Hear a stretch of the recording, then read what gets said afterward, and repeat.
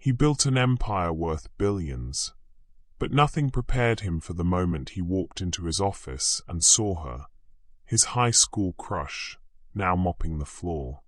The elevator doors slid open with a soft chime, revealing the pristine marble floors of the 42nd floor of King Industries. Adrian King stepped out, his Italian leather shoes clicking against the cold surface as he made his way toward the executive conference room. At 34, he commanded respect wherever he walked. His tailored navy suit, perfectly styled dark hair, and the quiet confidence that came with building a billion-dollar empire from nothing. But tonight felt different. Tonight, the weight of his success felt heavier than usual. Join us as we uncover a story of second chances, where kindness outshines status, and true wealth lies in the heart. Before we begin, share where you're reading from, and let us know what you think of Adrian and Elena's journey at the end. Let's dive into a tale that reminds us what really matters. Hi, my beautiful family. Let's start with a blessing. Dear Lord, I ask you to surround every person watching with peace, healing, and endless love. Amen. You are not just an audience. You are my family, the reason I push through on the hardest days. For those who are new here, welcome to the family. Please subscribe, say hello in the comments, and let's grow closer together. Each story I bring is my sacrifice and devotion. When you walk away early, it feels like my heart is left unheard. Please, stay with me through the journey until the very end. I love you always. Now let us begin. The building was nearly empty at 9 p.m., save for the cleaning crew that worked through the night to maintain the spotless image his company demanded. Adrian had stayed late to review the quarterly reports, pushing through numbers that should have excited him, but somehow left him feeling hollow. Another record-breaking quarter, another milestone reached, another reminder that he had everything he'd ever dreamed of, except the one thing that truly mattered. As he rounded the corner toward his office, the soft sound of humming drifted through the hallway. The melody was hauntingly familiar, something that tugged at memories he'd buried beneath years of corporate meetings and strategic acquisitions. He slowed his pace, his heart beginning to race for reasons he couldn't explain. The humming grew clearer as he approached the open door of Conference Room A. Through the glass walls, he could see a figure bent over the massive mahogany table, carefully polishing its surface. The woman wore the standard cleaning uniform, a simple blue polo and dark pants, but something about the way she moved, the graceful arc of her arm as she worked, made him freeze in place. She turned slightly, adjusting her position to reach the far corner of the table, and Adrian felt the air leave his lungs. Even after 16 years, he would recognize that profile anywhere. The gentle curve of her cheekbone, the way her dark hair fell in soft waves around her shoulders, though now it was pulled back in a practical ponytail instead of flowing freely like it had in high school. The same delicate hands that had once traced patterns on his palm during lunch breaks now gripped a cleaning cloth. Elena Rodriguez, his first love, his biggest regret. The girl who had believed in his dreams when he was just a scholarship kid from the wrong side of town, working part-time jobs to help his single mother pay rent. Adrian pressed himself against the wall, his mind reeling. What was she doing here? How long had she been working in his building? How had he never seen her before? Questions flooded his thoughts as he watched her work with the same quiet determination he remembered. The same focus she'd brought to their late-night study sessions. The same gentle precision she'd used when she'd helped him practice his presentations for debate team. She began humming again, and this time he recognized the tune completely, an old classic that had been playing at their senior prom when he'd promised her they'd find a way to make their relationship work despite heading to different colleges. The same song that had been playing when he'd broken that promise 3 months later, choosing his ambition over her heart.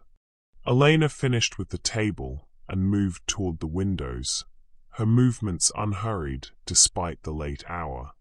She pulled out a spray bottle and began cleaning the floor-to-ceiling glass that overlooked the city. The same city lights he stared at every night from his penthouse office, wondering if success was worth the loneliness that accompanied it. As she worked, Adrian noticed the way she paused to look out at the skyline, a wistful expression crossing her face. Even in the harsh fluorescent lighting, she was just as beautiful as she'd been at 18. But there was something different now, a quiet strength in her posture, a maturity in her features that spoke of experiences he knew nothing about. Life had happened to her in the years since he'd walked away, and he'd missed all of it. The realization hit him like a physical blow. While he'd been building his empire, collecting achievements and accolades, she'd been living a life he couldn't even imagine. What had her dreams become? Had she married? Did she have children? Was she happy? Elena stepped back from the window, seemingly satisfied with her work, and began gathering her supplies. Adrian knew he had only moments before she would leave, moving on to clean another floor, another office, disappearing back into the night shift he'd never paid attention to. His hand instinctively moved toward his phone. He could call his assistant, have Elena's employee file on his desk within the hour. He could learn everything: her address, her schedule, her emergency contacts. But something about that felt wrong, invasive. This wasn't a business acquisition or a problem to be solved with corporate efficiency. This was Elena, the girl who had laughed at his terrible jokes and helped him believe he could be more than his circumstances suggested. The woman who deserved better than to be researched like a quarterly report. As she moved toward the door, Elena glanced up, and their eyes met through the glass for just a split second. Adrian held his breath, waiting to see if recognition would dawn in her dark brown eyes. The same eyes that had once looked at him like he was capable of anything. But she simply looked away and continued past the conference room, her cart wheels squeaking softly as she disappeared around the corner. Had she seen him? Did she know who he was? Or had 16 years and his transformation from ambitious college student to business mogul made him unrecognizable? Adrian remained frozen against the wall long after her footsteps faded, his heart pounding with a mixture of shock, regret, and something else, something that felt dangerously like hope. Here's something to think about. Have you ever encountered someone from your past who completely changed the direction of your thoughts? What would you do if you suddenly came face to face with a path not taken? Let me know in the comments. I'd love to hear your stories of unexpected reunions. For the first time in years, Adrian King, the man who had built an empire on calculated decisions and strategic thinking, had absolutely no idea what to do next. But he knew one thing with absolute certainty: this chance encounter would change everything. Adrian didn't sleep that night. He stood in his penthouse apartment, staring out at the city sprawl below, nursing his third cup of coffee as dawn painted the sky in shades of amber and rose. The sleek modern furniture, the original artwork, the floor-to-ceiling windows that had once made him feel like he owned the world, none of it brought him the satisfaction it usually did. All he could think about was Elena's face in that brief moment when their eyes had met. Had there been a flicker of recognition? Or had he imagined it, projecting his own desperate hope onto a stranger's polite glance? The irony wasn't lost on him. Adrian King, the man who had built King Industries from a single software patent into a technology empire worth billions, the CEO who could negotiate million-dollar deals over breakfast and command boardrooms full of seasoned executives. That same man was reduced to a lovesick teenager by a 30-second encounter with his high school girlfriend. He pulled out his phone and scrolled through his contacts, past the names of politicians, celebrities, and business moguls who would take his call at any hour. But none of them knew the Adrian, who had once been terrified he'd never amount to anything. None of them knew about the nights he'd spent studying by candlelight when the electricity was shut off, or how Elena had quietly slipped him $20 for lunch money when his pride wouldn't let him ask for help. Elena had known that version of him, the vulnerable, uncertain boy who hid his insecurities behind ambitious dreams and cocky smiles. She had loved him anyway, maybe even because of his flaws rather than in spite of them. Adrian set down his coffee and walked to his home office, where a single framed photograph sat tucked behind his computer monitor, the only personal item in the otherwise sterile space. It was his high school graduation photo, and if you looked closely, you could see Elena in the background, beaming with pride as he accepted his valedictorian award. He'd kept the photo all these years, telling himself it was a reminder of how far he'd come. But looking at it now, he realized it was really a reminder of what he'd left behind. His phone buzzed with a text from his assistant, Rebecca. "Your 8 a.m. with the Tokyo investors has been moved to 9. Also, your mother called the office again. She says you haven't returned her calls." Adrian sighed. His mother, Maria King, was another reminder of the person he used to be. She still lived in the same small apartment in Queens where he'd grown up, stubbornly refusing his offers to buy her a mansion in the Hamptons. "I don't need your money to be happy, Mijo," she'd told him repeatedly. "I need my son to remember who he is." But that was the problem, wasn't it? He'd worked so hard to become someone else, someone successful, someone worthy, that he'd lost track of who he'd been. And Elena had been there for all of it, back when he was still Adrian Vasquez, before he'd legally changed his last name to King because it sounded more executive-friendly. The memory hit him like a physical blow. Elena's face when he'd told her about the name change during one of their last phone calls in college. The hurt in her voice when she'd whispered, "But I fell in love with Adrian Vasquez." Who is Adrian King supposed to be? He'd been too proud and too focused on his goals to understand what she was really asking. She wasn't questioning his ambition. She was afraid she was losing the boy she loved to someone she didn't recognize. And she had been right. Adrian showered and dressed for work, choosing a charcoal gray suit and silver tie with the same mechanical precision he applied to everything in his life. But as he rode the elevator down to the parking garage, his mind wasn't on the day's meetings or the acquisition deal he'd been working on for months. Instead, he found himself wondering what Elena's mornings looked like. Did she have children to get ready for school? A husband who kissed her goodbye? Or did she live alone like he did, surrounded by the echoes of choices that had led her to cleaning office buildings at night? The drive to King Industries usually gave him time to mentally prepare for the day ahead. But today his thoughts kept drifting. He remembered how Elena used to tease him about his thinking face, the way his brow would furrow when he was working through a problem. "You look like you're trying to solve world hunger," she'd laugh, then kiss his forehead until his expression softened.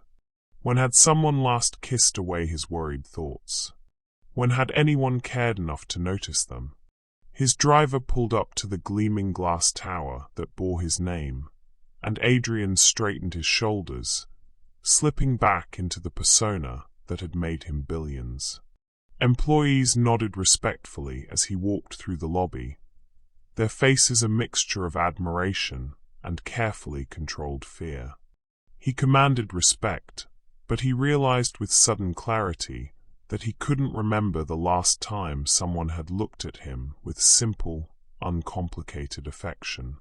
In his office, Rebecca handed him his schedule and a stack of documents requiring his signature. "The cleaning service contracts are up for renewal," she mentioned casually. "Should I have facilities to handle it? Or did you want to review the bids personally?" Adrian's pen froze halfway to the paper. "The cleaning service? Pristine Solutions. They've been our contractor for about 8 years now. Very reliable, excellent background checks. The facilities manager recommends renewing their contract without changes." 8 years. Elena had been working in his building for 8 years, moving through his world like a ghost while he remained oblivious in his glass tower. "I'll handle the contract review personally," Adrian heard himself say. Rebecca looked surprised but nodded. "Of course, Mr. King. I'll have the files sent up within the hour. Think about this. How often do we become so focused on who we're trying to become that we lose sight of who we really are? Have you ever had to choose between your dreams and the people you love? Drop a comment and share your thoughts. Sometimes the hardest victories are the ones that require us to be vulnerable." As Rebecca left his office, Adrian turned to stare out at the city below. Somewhere out there, Elena was probably sleeping after her night shift, completely unaware that the boy who had once promised her the world was now the man who owned the building she cleaned. But what she didn't know, what he was only beginning to understand himself, was that Adrian King, for all his success and power, would trade it all for one more chance to be the man Adrian Vasquez could have been if he'd been brave enough to choose love over ambition. The question was it too late to find out if that man still existed somewhere inside him? The manila folder containing Pristine Solutions' contract felt heavier than it should have as Adrian carried it to his desk. His hands, which never trembled during million-dollar negotiations, shook slightly as he opened the cover and began scanning the employee roster. There she was, halfway down the second page. Elena Rodriguez, night shift supervisor, 8 years of service, exemplary performance reviews. Her employee photo was a small, grainy headshot that barely captured her essence, but it was unmistakably her. The address listed was in Brooklyn, not far from where they'd both grown up, but worlds away from his Manhattan penthouse. Night shift supervisor. The title made him pause. Elena wasn't just cleaning offices. She was leading a team, managing schedules, ensuring quality standards. Even in a job that others might look down upon, she'd found a way to excel, to take responsibility, to care for others. It was so perfectly Elena that his chest tightened with a mixture of pride and regret. Adrian leaned back in his leather chair, studying the contract details with the intensity he usually reserved for hostile takeovers. Pristine Solutions was a small, family-owned company that had been servicing his building since before he'd even moved his headquarters here. The contract was straightforward, fair, and according to the facilities manager's notes, their service was impeccable. But what caught his attention was a handwritten addendum at the bottom of the performance review.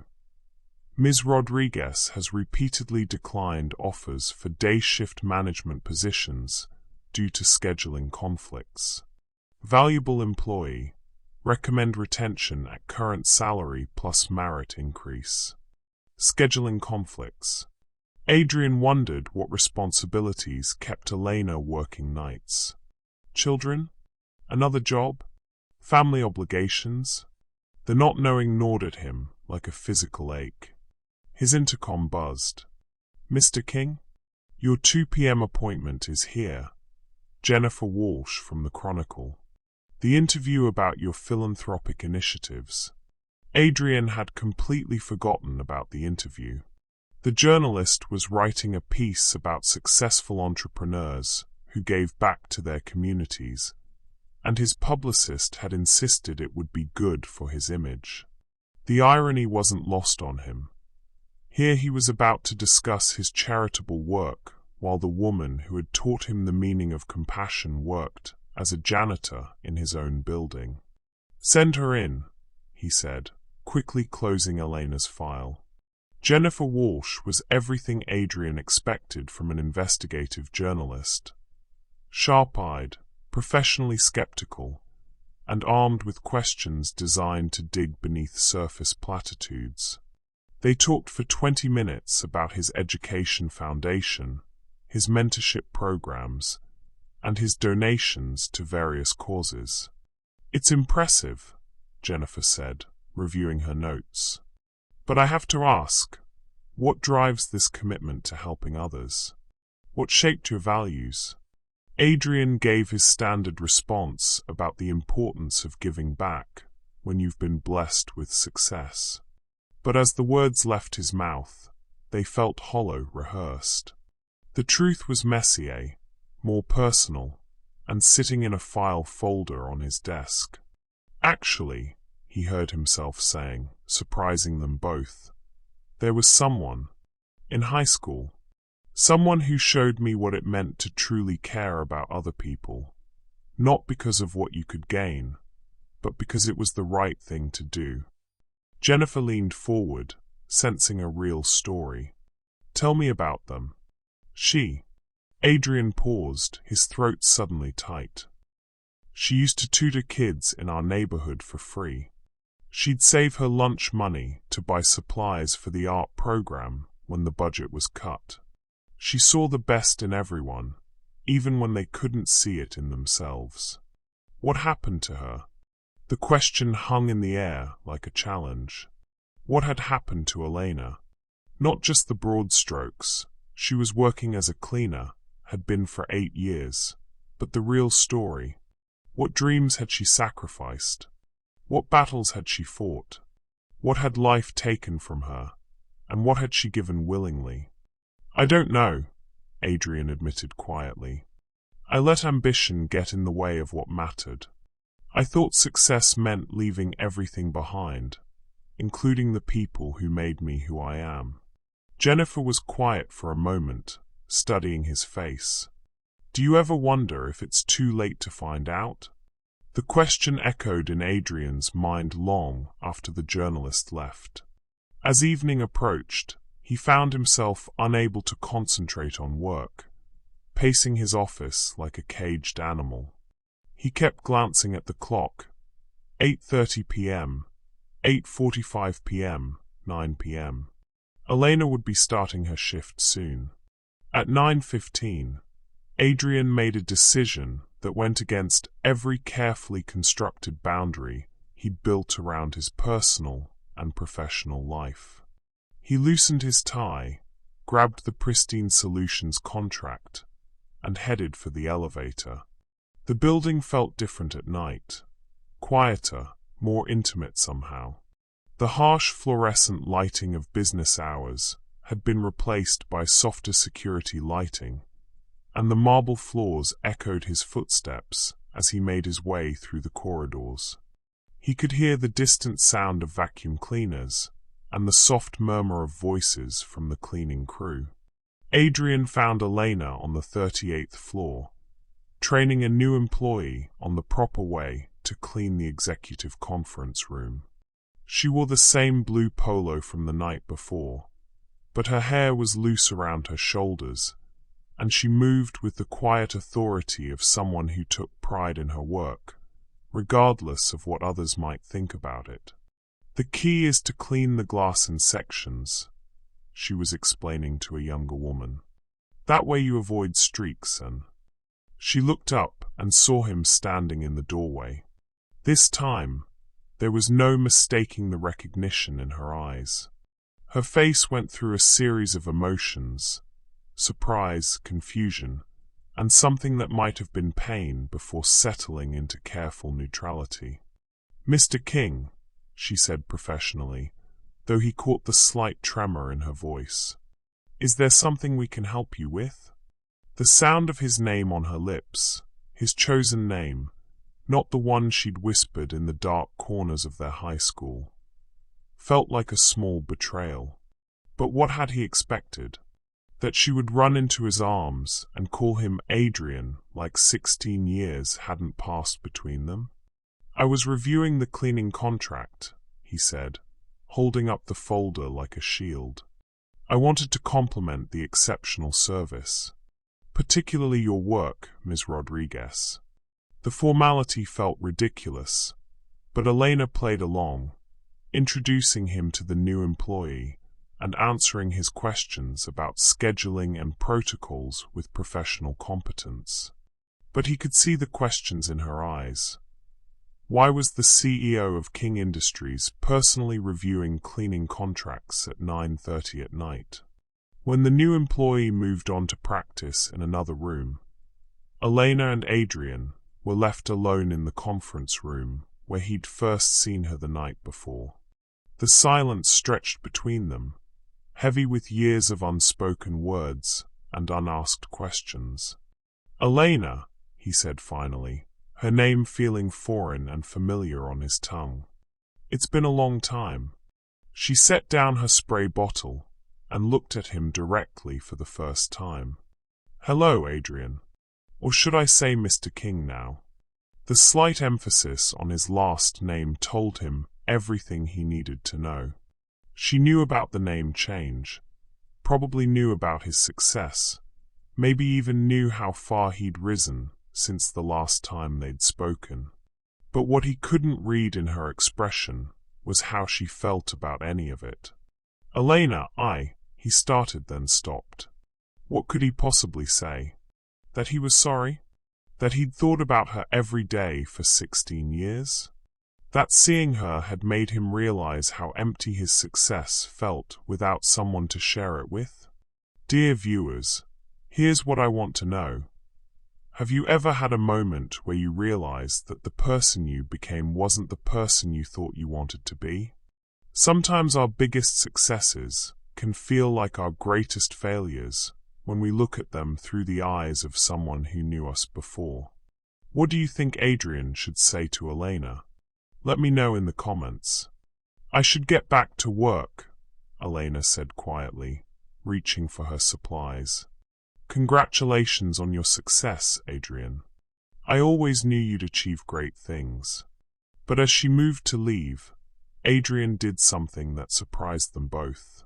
He reached out and gently caught her wrist, the same way he used to when they were teenagers, and he was desperate to keep her from walking away from an argument. "Please," he said, his voice barely above a whisper. "Don't go. Not yet." Elena looked down at his hand on her wrist, then back up at his face. And for the first time in 16 years, Adrian King, the billionaire, the CEO, the man who had everything, felt completely, utterly vulnerable. "What do you want, Adrian?" she asked, and he could hear a lifetime of hurt and hope warring in her voice. The answer should have been simple. But standing there in the conference room where his empire conducted business, looking into the eyes of the woman who had loved him when he was nobody, Adrian realized he was about to risk everything on the most important negotiation of his life. Elena's question hung between them like a bridge neither was sure they should cross.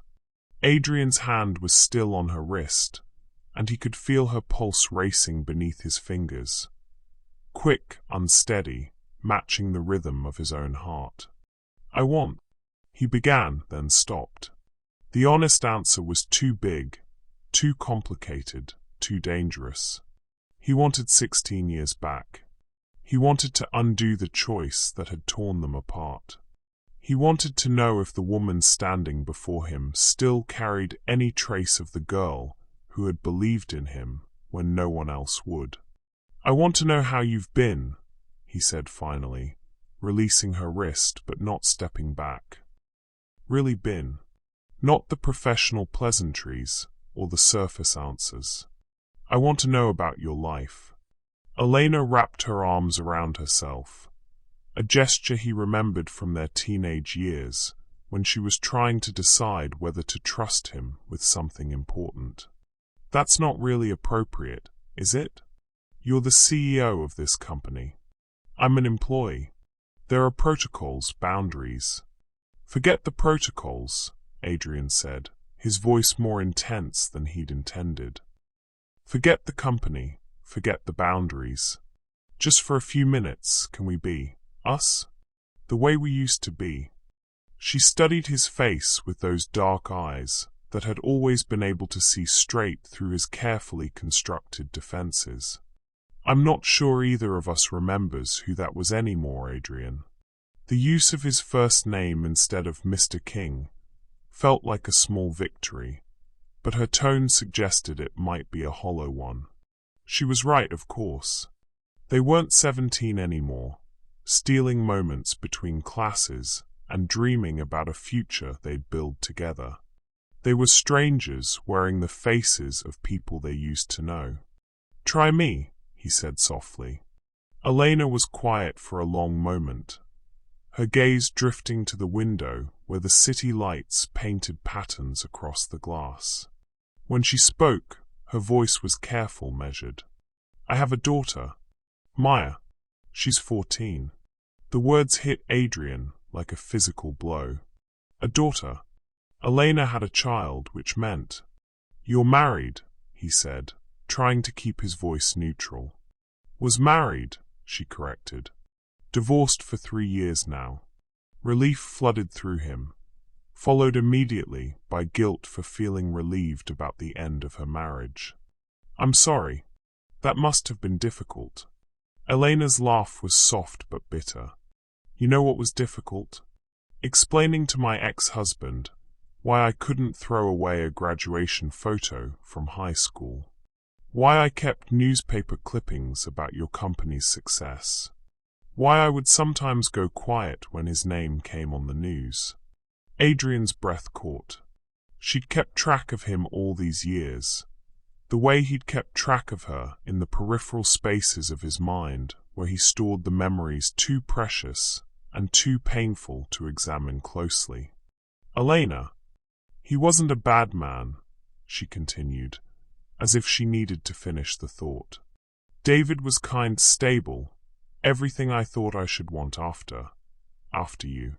He gave me Maya, and I'll always be grateful for that. But he knew he was competing with a ghost, and ghosts are impossible to fight." The confession hung between them, raw and honest in a way that made Adrian's chest tight. "Is that why you work nights? Because of Maya?" Elena nodded. "Day shift pays less, and this way I'm home when she gets back from school. I can help with homework, make dinner, be present for the things that matter. It's not the life I planned when I was 18, but it's a good life. Maya she's everything."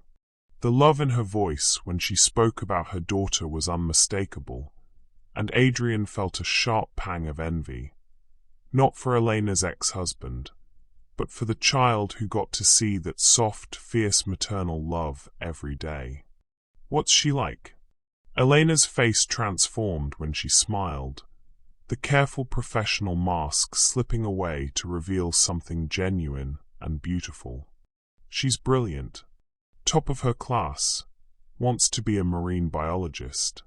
She's got this determination, this fire." She paused, studying Adrian's face.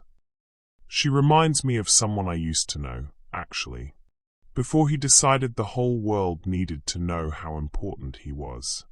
The barb found its mark, but Adrian took it without flinching. He deserved it, and more. "Elena," about what happened between us. Don't.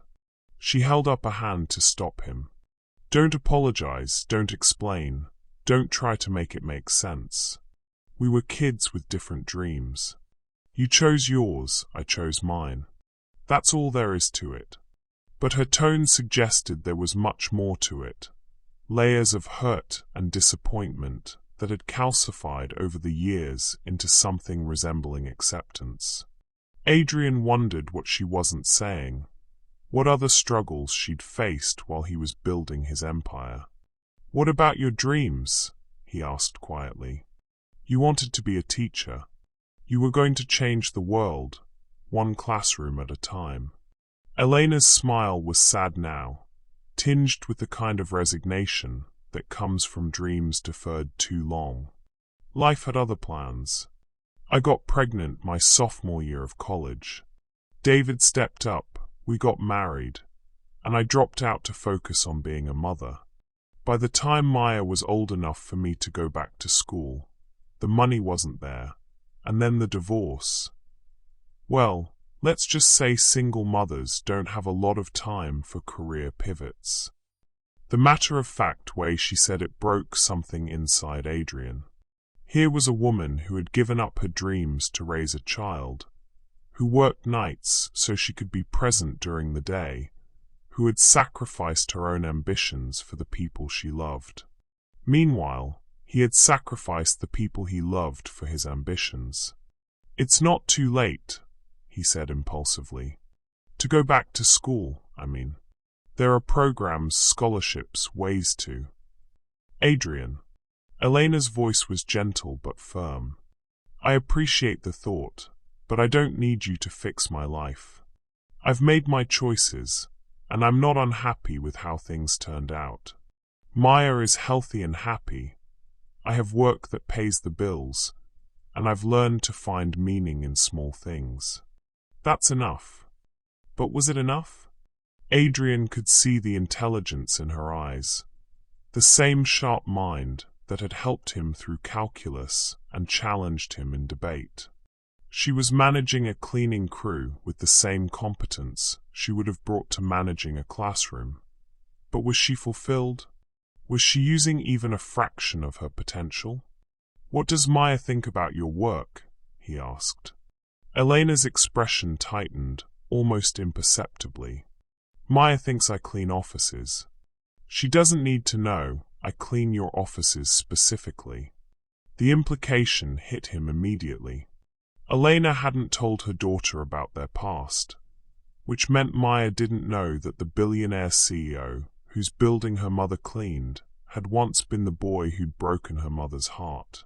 "She doesn't know about us," Adrian said. "There is no us," Elena replied, but something in her voice suggested the words cost her effort to say. "There's Adrian King, successful businessman, and Elena Rodriguez, night shift supervisor. That's all there is." Adrian stepped closer, close enough to catch the faint scent of the perfume she'd worn in high school. Something light and floral that had haunted his memory for years. "What if I don't want that to be all there is?" Elena's eyes flashed with something that might have been anger, or might have been fear. "What are you saying, Adrian?" "I'm saying that seeing you again has made me realize something I should have known 16 years ago. Success doesn't mean anything if you don't have someone to share it with. And I've spent every day since college trying to become someone worthy of the dreams you helped me believe I could achieve. And now you think you are? Worthy?" Elena's voice was soft, but there was a challenge in it. Adrian thought about his penthouse apartment, with its expensive furniture and stunning views that impressed no one but himself. He thought about his busy social calendar, full of networking events and charity galas, where he smiled and made small talk with people who saw him as a means to an end. He thought about the profound loneliness that had become so constant he'd stopped noticing it until Elena's absence became present again. "No," he said honestly.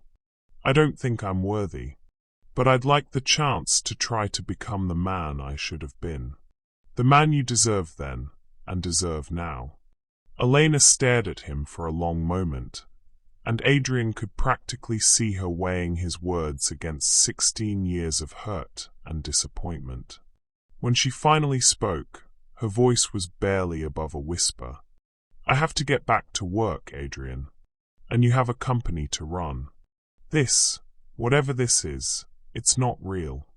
It's just nostalgia and guilt and the fantasy that we could somehow go back and make different choices.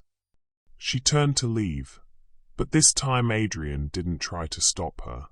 Instead, he did something that surprised them both. Have coffee with me, he said to her retreating figure. Tomorrow, not as CEO and employee, just as two people who used to know each other. 1 hour. That's all I'm asking. Elena paused at the doorway without turning around. Why?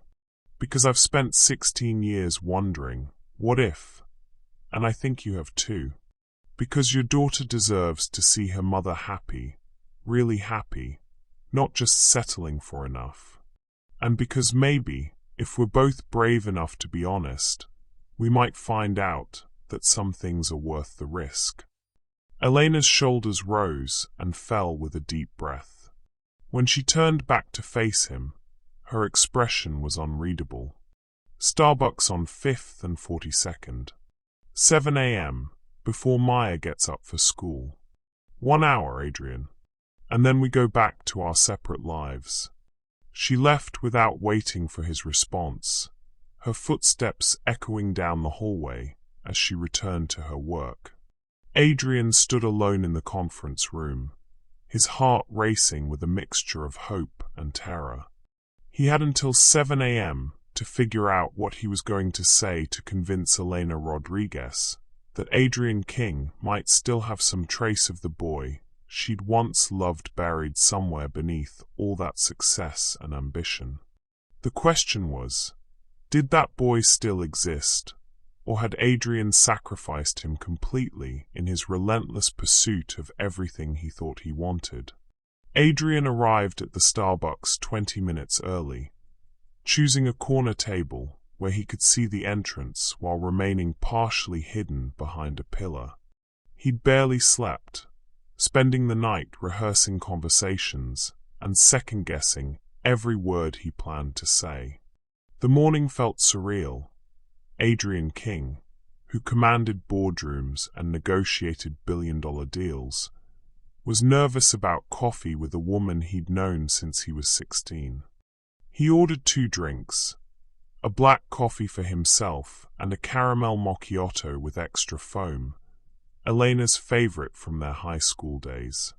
The gesture felt both thoughtful and presumptuous. What if her tastes had changed?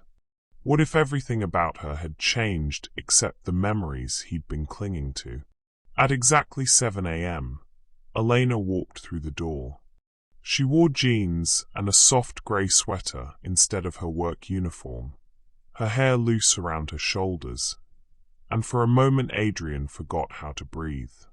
She looked like the girl he'd fallen in love with, but with the confidence and grace of a woman who had lived through both joy and heartbreak. She spotted him immediately and walked over, her expression carefully neutral. You actually came. Did you think I wouldn't?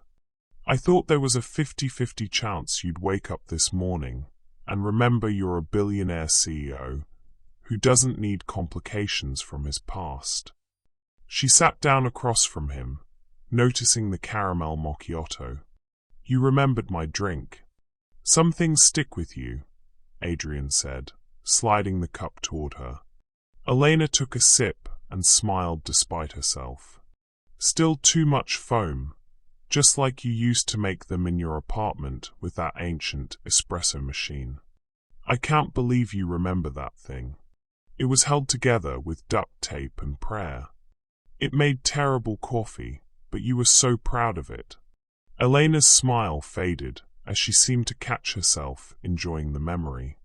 Adrian, before we go any further, I need to understand what you want from this. From me. Adrian had prepared for this question, but now that she was sitting across from him, her dark eyes searching his face for honesty, all his rehearsed answers felt inadequate. "I want to know you again," he said finally. "The real you, not the professional version or the careful answers. I want to understand what your life has been like, what makes you happy now, what keeps you up at night. I want to share things with you that I haven't told anyone else." And then what? We shake hands and go back to our separate worlds? You go back to your penthouse, and I go back to cleaning your building. The question hit him like a physical blow because he didn't have a good answer. What was his endgame here? What could he realistically offer Elena that wouldn't completely disrupt both their lives? "I don't know," he admitted.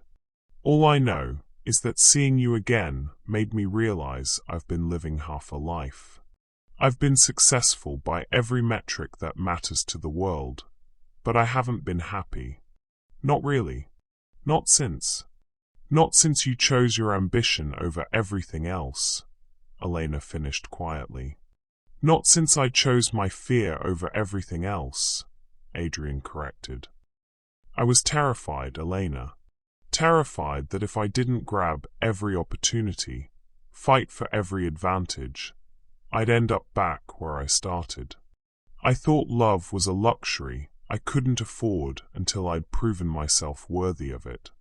Elena was quiet for a long moment, studying his face. "And now you think you've proven yourself?" "No. Now I think I was wrong about what needed proving." Adrian leaned forward, his voice intense. "I spent 16 years building an empire to impress people who don't matter, while the one person whose opinion I actually cared about was... Where were you, Elena? All those years when I was climbing the ladder and making headlines. Where were you? I was raising my daughter. I was trying to make my marriage work. I was working 2 jobs to pay rent while David was in law school. I was learning how to be happy with small victories instead of grand gestures." Elena's voice was steady, but Adrian could hear the edge in it. "I was living my life, Adrian, not waiting for you to decide I was worth your time." The words stung because they were true. While he'd been building his company and accumulating wealth, Elena had been building a family, facing real challenges, growing into the kind of person who found meaning in caring for others rather than conquering them. "Tell me about Maya," Adrian said, changing tactics. "What's she like? Really like?" Elena's expression softened immediately. "She's incredible. Stubborn like her mother, brilliant like her father, but with this sense of justice that's all her own. Last month she organized a beach cleanup for her environmental science class. Got half the school involved, contacted local news stations, raised money for marine conservation. She's 14 years old, and she's already changing the world in ways that matter." The pride in Elena's voice was unmistakable, and Adrian felt a sharp pang of longing. Not just for Elena, but for the life she'd built. A life with purpose beyond profit margins and stock prices. "She sounds amazing. She gets that from you, you know. The caring about things that matter. She's never met you, but sometimes I see." Elena stopped, seeming to catch herself before saying something she might regret. "What do you see?" Elena hesitated, then sighed. "She has your drive, your intensity when she's focused on something. And your smile, the real one, not the polite one you use for cameras. Sometimes when she's working on a project late at night, completely absorbed.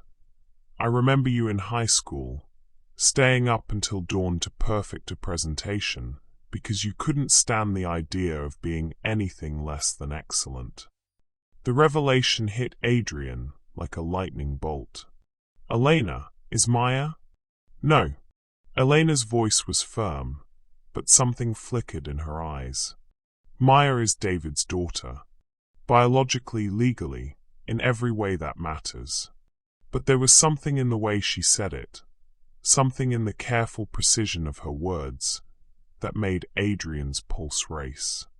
Elena, I need to ask you something, and I need you to tell me the truth. Adrian, don't. When did you meet David? When did you get pregnant? It doesn't matter. It matters to me. Please. Elena was quiet for a long moment, her hands wrapped around her coffee cup like she was trying to draw warmth from it. When she finally spoke, her voice was barely above a whisper. I met David at the beginning of my sophomore year. We dated for 3 months before Maya was conceived. Adrian did the math quickly. Elena's sophomore year would have been just over a year after they'd broken up. And Maya was born. February 15th. She was full term. Adrian's world tilted on its axis. February 15th. If Maya was full term, that meant she was conceived in May. But Elena said she'd only been dating David for 3 months before getting pregnant, which would put the start of their relationship in February or March. But Adrian remembered that spring. He remembered because it had been one of the hardest periods of his life. He'd been struggling with his startup, living on ramen noodles and coffee, sleeping on a friend's couch. And Elena had called him in early May, just before finals. She'd been crying, said she needed to see him, that there was something important she had to tell him. He'd been in the middle of a crucial investor meeting and had promised to call her back. But the meeting had run late. Then he'd gotten caught up in follow-up calls, and by the time he remembered to call Elena back, it had been 3 days later. When he finally reached her, she'd been distant cold. She'd said it didn't matter anymore, that she'd figured things out on her own. 2 weeks later, mutual friends had told him Elena was dating someone new. Someone serious. Elena, Adrian's voice was hoarse. That phone call in May. What did you need to tell me? Elena's eyes filled with tears, but she didn't look away. It doesn't matter now, Adrian. Maya has a father who loves her, who's been there for every birthday, every school play, every scraped knee. David is her dad in every way that counts. But I'm her biological father. The words hung between them like a bomb that had finally detonated after 16 years. Elena's tears spilled over, but she nodded slowly. I found out I was pregnant a week after that investor meeting. You couldn't leave to talk to me. I called you because I was scared and confused and I needed you to tell me everything would be okay. But you were too busy building your empire to spare 5 minutes for the girl who loved you. Adrian felt like he was drowning. He had a daughter, a brilliant, passionate, world-changing daughter who didn't know he existed. And Elena had been raising her alone. No, not alone, with another man, a better man who had stepped up when Adrian had been too focused on his own ambitions to answer a phone call. Why didn't you tell me? Why didn't you keep trying to reach me? Because I realized something that night, waiting for you to call me back. I realized that if you could ignore me when I needed you most, you weren't the man I thought you were. You weren't the man I wanted raising my child. Elena wiped her eyes, but her voice was steady now. David was kind, present, and reliable. He wanted to be a father. You wanted to be a billionaire. The accusation cut deep, because it was absolutely true. At 20 years old, faced with an unplanned pregnancy, Adrian would have seen it as an obstacle to his plans rather than a blessing. He would have suggested options that had nothing to do with building a family and everything to do with protecting his future. You were right, he said quietly. I wasn't ready then. I wouldn't have been the father Maya deserved. No, you wouldn't have. But the question is, Adrian, What kind of man are you now? Adrian stared across the table at Elena, at the woman who had protected their daughter from his worst impulses and raised her with another man's love and support. Maya had grown up happy, accomplished, and secure. Everything she might not have been if Elena had chosen differently 16 years ago. But now Adrian knew the truth, and the weight of that knowledge was crushing. He was a father. He had a daughter who was brilliant and passionate and changing the world, and she had no idea he existed. The question Elena had asked echoed in his mind. What kind of man was he now? And more importantly, what kind of man did he want to become? Because for the first time in his life, Adrian King realized that the most important decision he would ever make had nothing to do with business, and everything to do with whether he could finally become the man Elena and Maya deserved, even if they might be better off without him. The silence stretched between them as Adrian processed the magnitude of Elena's revelation. He had a daughter, 14 years of birthdays, first days of school, scraped knees, bedtime stories, proud moments, and growing pains. All of it had happened without him. All of it with another man who had stepped up when Adrian had been too ambitious and too selfish to even return a phone call. "I need to meet her," Adrian said finally, his voice raw with emotion. "No." Elena's response was immediate and firm. "Absolutely not. Elena, she's my daughter." "She's David's daughter," Elena interrupted, her voice rising slightly before she caught herself and glanced around the coffee shop. "Biologically, yes, you contributed DNA. But David is the one who walked the floors with her when she had colic. David taught her to ride a bike, helped with homework, scared away boys at her first school dance. David is her father in every way that matters." Adrian felt like he was being torn apart from the inside. "But she has a right to know the truth." "Does she? What truth exactly?" "That her biological father was too busy building his empire to take a phone call when her mother needed him most? That he spent the last 16 years living in luxury while she and her mother struggled to get by?" Elena's eyes blazed with a protective fury that Adrian remembered from high school. But then it had been directed at bullies who picked on younger kids, not at him. "That's not fair." "Fair?" Elena's laugh was bitter. "You want to talk about fair? Is it fair that I had to drop out of college to raise our daughter? Is it fair that I worked 2 jobs while David was in law school so we could afford daycare? Is it fair that Maya thinks her biological father is some anonymous sperm donor because that was easier than explaining that he chose stock options over family?" Each word hit Adrian like a physical blow. "I didn't know. You didn't want to know. There's a difference." Elena's voice was quieter now, but no less cutting. "I gave you a chance to be part of this, Adrian. 1 phone call. That's all I needed from you. 5 minutes to tell you that you were going to be a father and ask what we should do together. But you were in a meeting. A meeting was more important than me." Adrian remembered that day with crystal clarity now. The investor meeting had been with Harrison Tech, a potential partnership that could have fast-tracked his company's growth by years. He'd been so close to everything he'd dreamed of, and Elena's call had come at the worst possible moment. He'd made a split-second decision to let it go to voicemail, promising himself he'd call her back as soon as the meeting was over.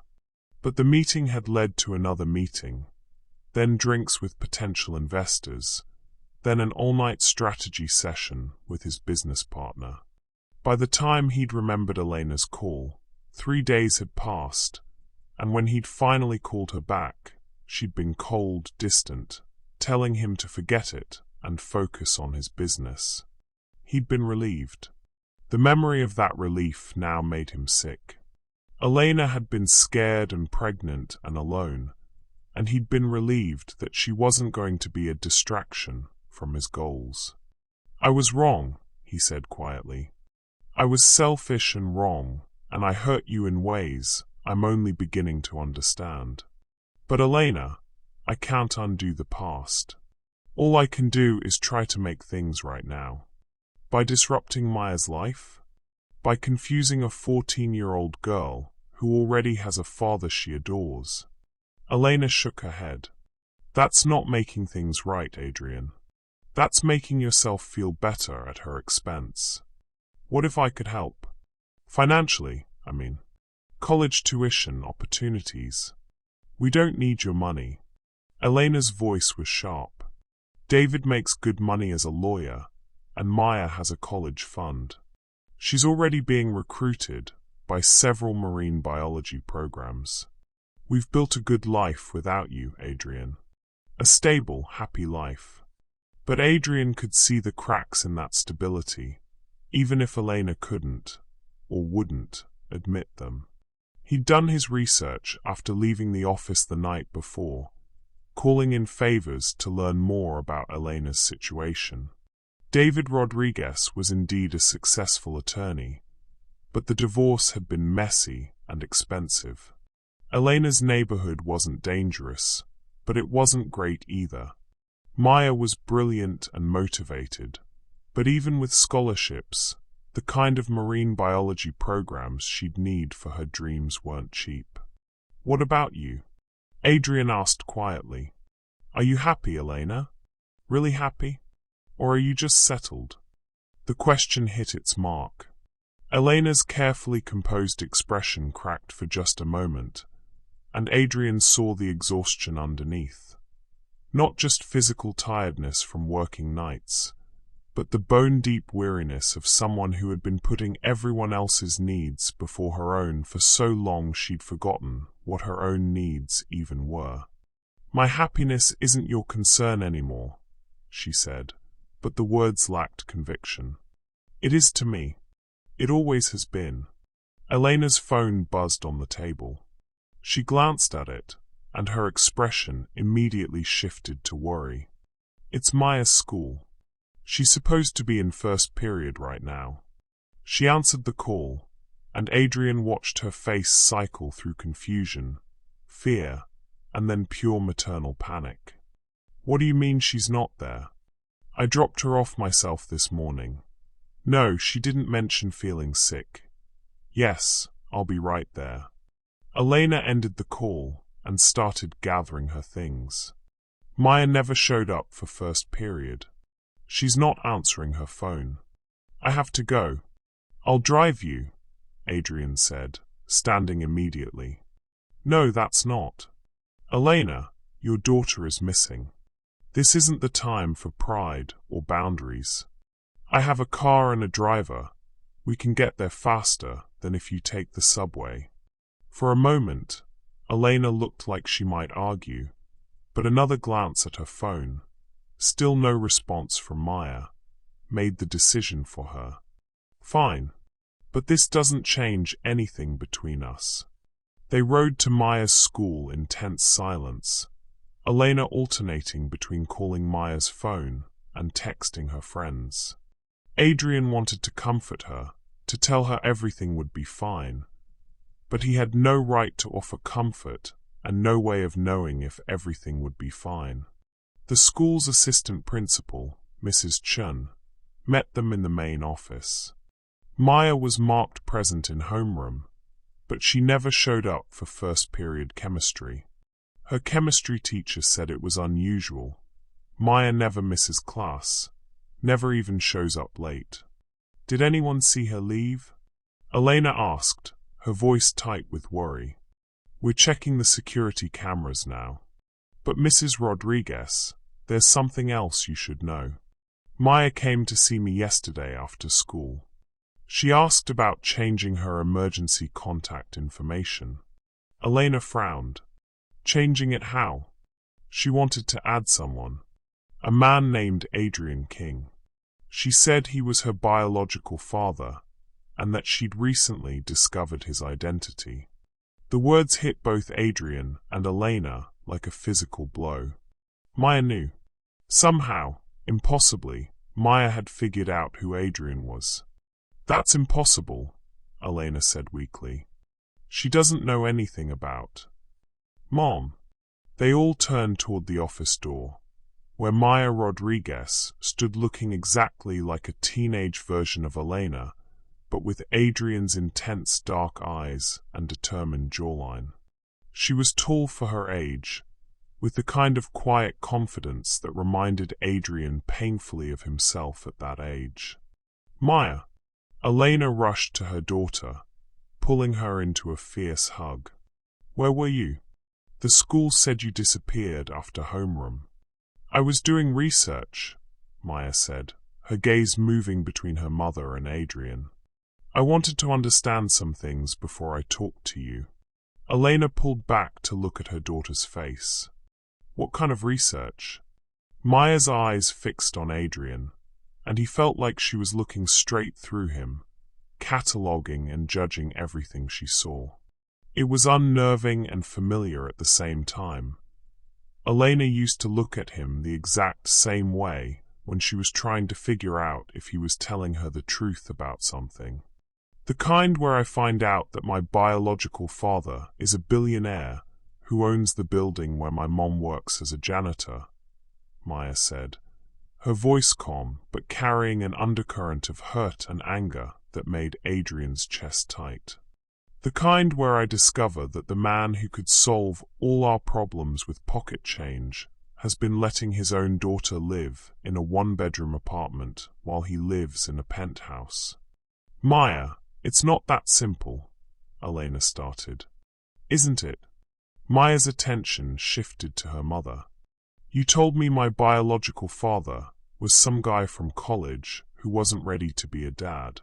You never told me he was Adrian King. You never told me he was rich enough to buy our entire neighborhood.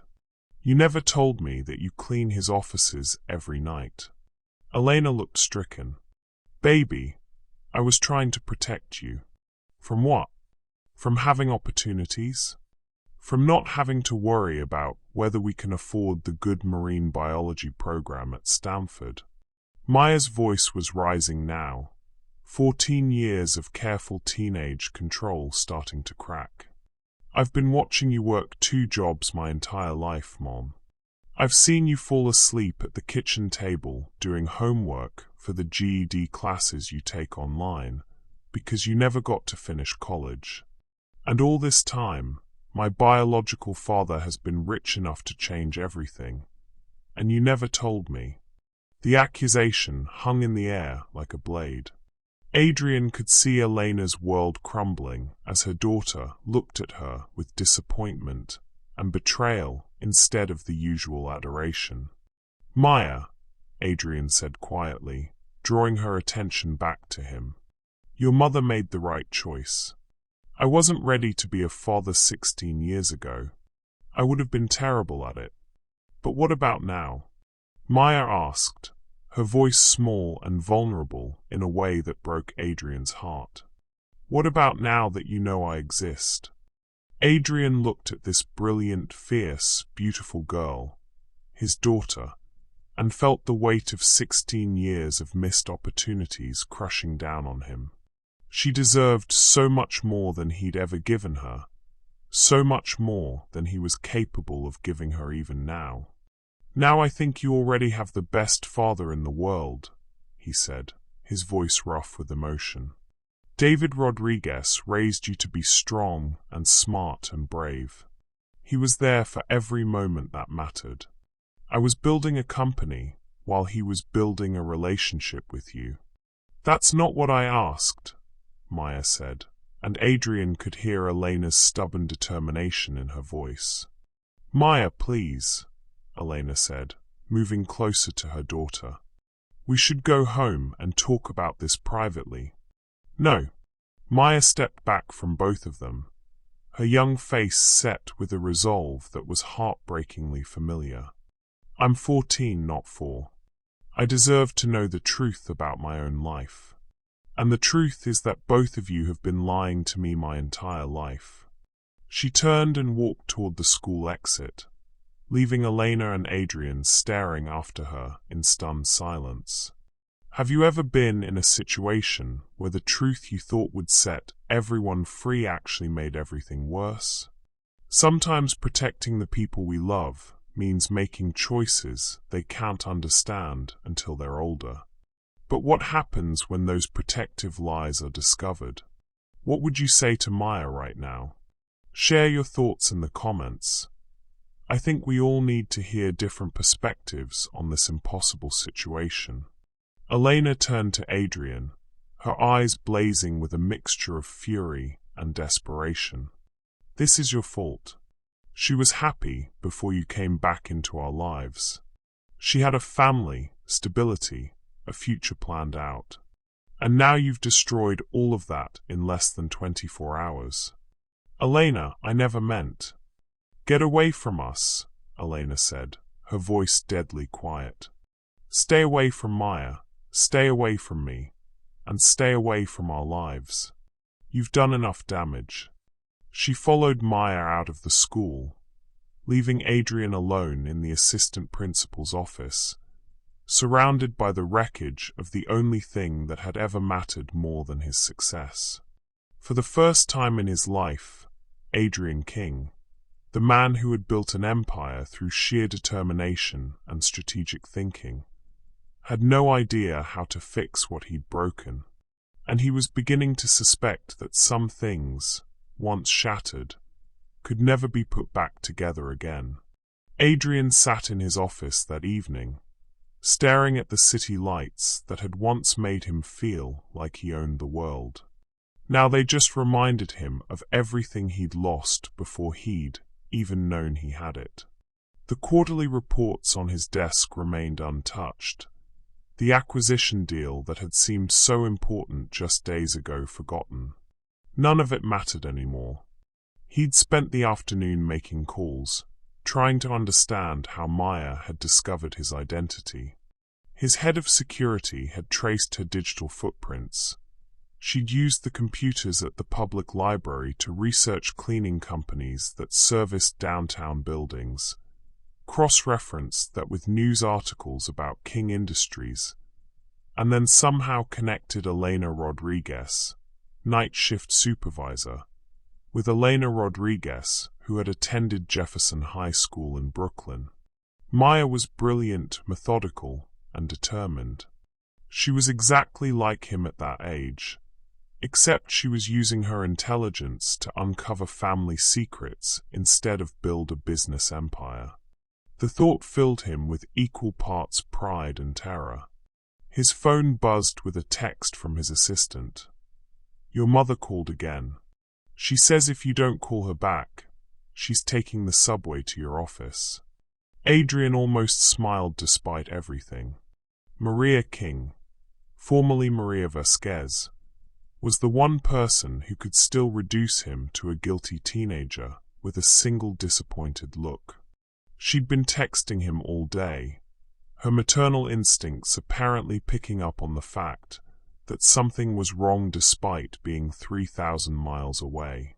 He called her back, and she answered on the first ring. "Adrian Miguel, where have you been? I've been calling you for hours." The use of his full name, including the middle name he'd legally dropped years ago, told him exactly how much trouble he was in.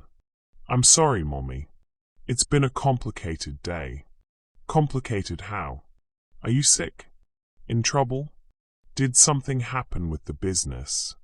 Adrian closed his eyes, suddenly overwhelmed by the urge to tell his mother everything. She was the only person who had known him before he became Adrian King, the only one who still called him by his birth name and wasn't impressed by his success. "Mommy, do you remember Elena Rodriguez? From high school?" There was a long pause. "Of course I remember Elena. Sweet girl, always polite, made you eat vegetables when you came home from dates." "What about her?" "I saw her again. She works. She's been working in my building." For 8 years. Dios mio, and you never knew? How is she? Is she married? Happy? Adrian could hear the hope in his mother's voice. She'd loved Elena, had always believed they were too young to understand what they were throwing away when they broke up. She was married, divorced now, and mommy, she has a daughter, a 14-year-old daughter. Another pause, longer this time. Maria Vasquez had raised 5 children and helped raise countless grandchildren. She could do math. Adrian, his mother's voice was soft now, careful. This daughter, her name is Maya. She's brilliant, beautiful, passionate about saving the oceans. She has Elena's heart and... Adrian's voice broke slightly. She has my eyes, Mommy. She has my stubbornness and my intensity and my need to understand everything. And Elena never told you? Adrian explained about the phone call, about the investor meeting, about how he'd been too focused on building his empire to spare 5 minutes for the woman who needed him most. He told her about Elena's marriage to David, about Maya growing up loved and secure with a father who had been present for every moment that mattered. And now, Maria asked when he finished, now Maya knows who I am, and she's angry at Elena for keeping the secret. Elena is furious with me for disrupting their lives. And I don't know what to do. I've never not known what to do. Mijo, his mother said gently, what do you want to happen? It was such a simple question, but it cut straight to the heart of everything. What did he want? For the first time in his adult life, Adrian wasn't thinking about strategic outcomes or business advantages. He was thinking about a 14-year-old girl who looked at the world with his eyes and Elena's compassion. I want to be the father Maya deserves. I want Elena to forgive me for the choices I made when I was too young and too scared to make better ones. I want... He stopped, the honesty too raw to speak aloud. You want your family, Maria finished for him. It's too late for that. Maya already has a father she loves. Elena has built a life without me. I don't have the right to disrupt that just because I finally figured out what really matters. Adrian, let me tell you something about families. They're not just about biology or legal papers, or who was there first. Families are about love and choice and showing up when it matters. Maya has a father who raised her, yes. But she also has a biological father who's finally ready to be the man she needs him to be. Those don't have to be the same person, and they don't have to compete with each other. Elena will never forgive me. Elena is protecting her daughter the way any mother would. But she's also protecting herself, because you hurt her badly when you were young. The question is, are you still that same man who chose a business meeting over the woman he loved? Adrian thought about that question as he hung up with his mother. Was he still the same man? In many ways, yes. He was still driven, still ambitious, still prone to making decisions based on logic rather than emotion. But 16 years of success had taught him something important. Achievements were meaningless without people to share them with. His phone rang, interrupting his thoughts. The caller ID showed David Rodriguez. Adrian's blood ran cold. Maya's father, her real father, was calling him. This couldn't be good. Mr. King? This is David Rodriguez. I think we need to talk. Of course. Whatever you need. Not over the phone. Can you meet me tonight? There's a diner on Flatbush Avenue called Mel's. Do you know it? Adrian didn't, but he'd find it. What time? 10 o'clock. And Mr. King?